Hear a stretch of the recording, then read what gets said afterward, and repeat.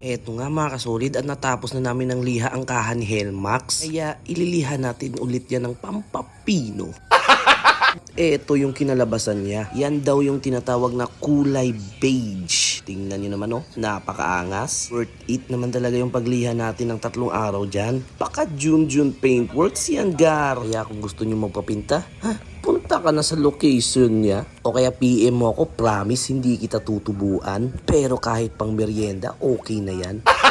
Kaya tara, ikabit na natin yan. Eto na nga, umaga na at ready nang ikabit ang bagong kahan niya. Pero umalis muna ako, may emergency na sa kaso. Kaya ngayong gabi na lang.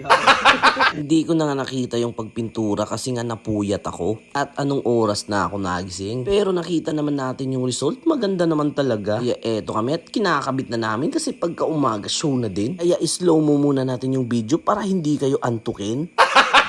All set na nga itong si Helmax at cover na lang yung ikakabit. Mukha pang puwet ang nagkakabit. Nakabit ko nga din yung mga carbon parts na sa harap. Kaya puyat-puyat na naman tayo nito kasi mukha naman tayong eyebags. Nakabit na nga namin yung lahat ng parts sa harap. Tumulong pa nga yung taong nagangalan si Palit. Tsaka si Jaybert, yung taong nagpauso sa amin dito ng Sigbin 11. Anong mga kanta? 7-Eleven.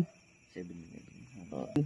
Balang araw masusulat ko kaya ang kanta na bibili ng bahay sa Santa Rosa.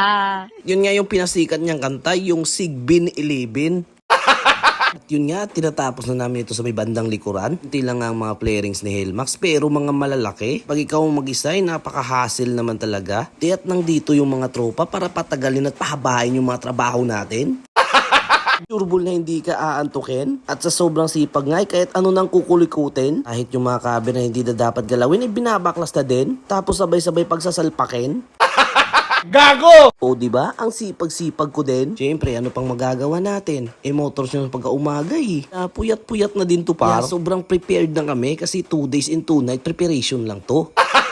Kung sila 2 weeks to 3 weeks before, kami 1 night lang, tapos zombie pagka umaga. Pero dati yon nung nagsushow pa si Pasio. Pero ngayon, warrior na motor ko na siya. Pang deliver, pwede din pang all around.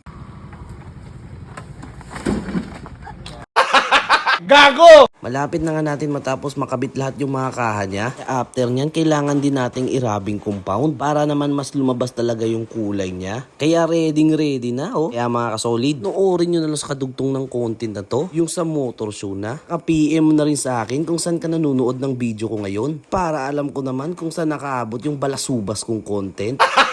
Malay natin, baka ikaw yung isang mapipiling lucky sharer. Kaya heto, ang Peace of Mon.